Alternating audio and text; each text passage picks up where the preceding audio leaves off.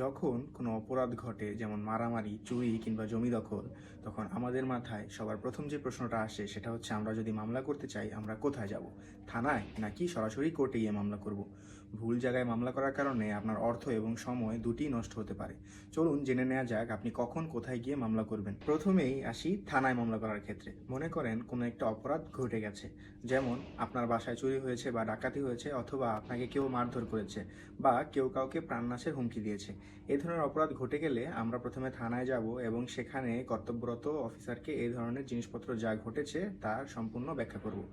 এবং থানায় গিয়ে মামলা করার সুবিধা হলো আপনি প্রথমেই একটি এফআইআর বা এজাহার দায়ের করবেন, যার ভিত্তিতে পুলিশ সরাসরি তদন্তে চলে যাবে এবং তদন্ত করা শেষে আসামিকে তারা সরাসরি গ্রেফতার করে চার্জশিট জমা দেবে এবং পরবর্তী সময়ে আদালতে বিচারের মূল কার্যক্রম শুরু হয়ে যাবে। এবার আসি কোর্টে মামলার বিষয়ে।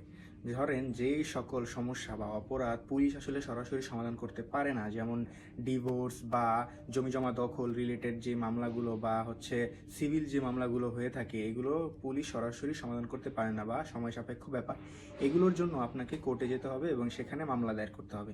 কোর্টে গিয়ে মামলা দায়ের করার পরবর্তী সময়ে কোর্ট দুই পক্ষকে নোটিশ পাঠাবে। যদি তদন্তের প্রয়োজন হয় সেক্ষেত্রে তদন্ত কর্মকর্তা নিয়োগ দেবে এবং তদন্তের রিপোর্টের জন্য অপেক্ষা করবে। আর যদি তদন্তের প্রয়োজন না পড়ে সেক্ষেত্রে নোটিশের ভিত্তিতে দুই পক্ষের ডকুমেন্টস এবং সাক্ষী এবং বাকি সকল কিছু পর্যালোচনা করে আদালত একটি রায় দিয়ে দিবে।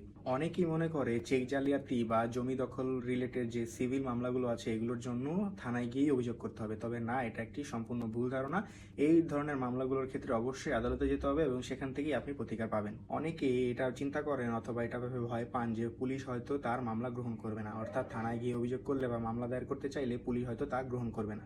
তবে না, মোটেও বিষয়টি এমন নয়, পুলিশ অবশ্যই আপনার মামলা গ্রহণ করবে। আর যদি আসলেই পুলিশ বা থানায় যাওয়ার পরে আপনার মামলাটি গ্রহণ না করে সেক্ষেত্রে এর প্রতিকার স্বরূপ আপনি ম্যাজিস্ট্রেট আদালতে যাবে এবং সেখানে সিআরপিসি 200 ধারা একটি সিআর মামলা করবেন।